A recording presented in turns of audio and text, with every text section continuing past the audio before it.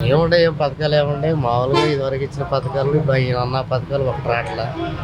ఒక పెన్షన్ మట్టికి ఇస్తున్నాడు, ఇక అది రెండోది ఏం లేదు. ఇసుక అన్నాడు, ఇసుక కూడా మరి ఫ్రీ అన్నాడు కానీ మరి ఫ్రీ అనేది గమలవలు అది.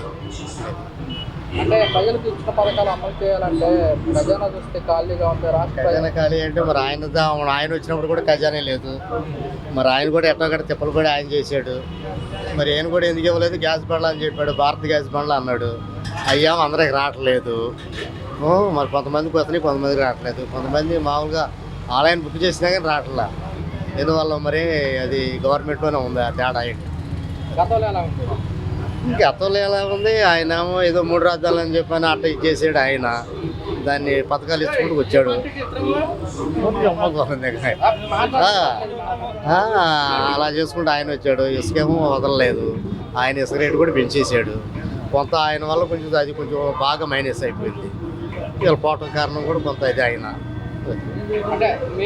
ఓటమి కారణం రాజధాని. దాని జోలికి వెళ్ళకుంటే మరి ఎలా ఉండేదో, మరి దాని జోలికి వెళ్ళాడు. ఇప్పుడు ఈయన కూడా 3 రాజ్యాలు అంటే 3 చోట్ల కూడా డెవలప్మెంట్ చేయాలని చెప్పని తను అంటున్నాడు. ఈయన కూడా మరి ఇప్పుడు జగన్ ఈ నెల 29 ప్రజల్లో పోరాడతాడంటే ఇప్పుడు ఆయన ప్రాణ రక్షణ కోసమే. కానీ మీరు ఉన్న రెండోసారి మళ్ళీ రావాలని చెప్పని చేస్తామని చెప్పని వస్తున్నాడు ముందుకి. అది మరి ఇప్పుడు 2019లో పాదయాత్ర చేసి ప్రజల్లోకి వచ్చాడు, 150 సీట్లు వచ్చాయి. మరి ఇప్పుడు ప్రజల్లోకి రావడం వల్ల మరి వైఎస్ఆర్ కాంగ్రెస్ పార్టీ పుంజుకునే అవకాశం ఉందంటారా? అవకాశం ఉండొచ్చు, ఉండకపోవచ్చు, చెప్పలేము. ఏం చేసే పరిపాలన బట్టి. నేను వచ్చి కూడా 6 నెలలు 7 నెలలే కదా. ఏదైనా కొంచెం బాగా డెవలప్మెంట్ చేశాడు అనుకో, అన్ని పథకాలు ఇచ్చి మరి ఆ రోజుకి ఎట్టడతో చెప్పలేము. ఎందుకంటే మనం ఇప్పుడే ముందుగా అనుకోవడం కరెక్ట్ కాదుగా. అంటే మనం ముందుగా అనుకోవడం కరెక్ట్ కాదు. ఏం పరిపాలన ఇప్పుడు వచ్చేది 6 నెలలు 7 నెలలు అవుతుంది. ఇప్పుడు 7 నెలల్లో ఇప్పుడు ఏం తెలలేదు కదా. ఇప్పుడు స్కూల్ పిల్లలదే కానీ మరి అమ్మఒడి కానీ ఇవన్నీ మనం ఉండే చాలా ఉంటాయి. ఏం చెప్పిన హామీలు మరి ఆ హామీలన్నీ ఇస్తే మళ్ళీ ఆయనే రావచ్చాము. ఎంత జనం తీర్పు కదా. అది ఏదో నేను ఎరగదెత్తా పుడతానని చెప్పని నేను మాట ఆడనుకున్నా, ఇక్కడ జనం వేయాలి.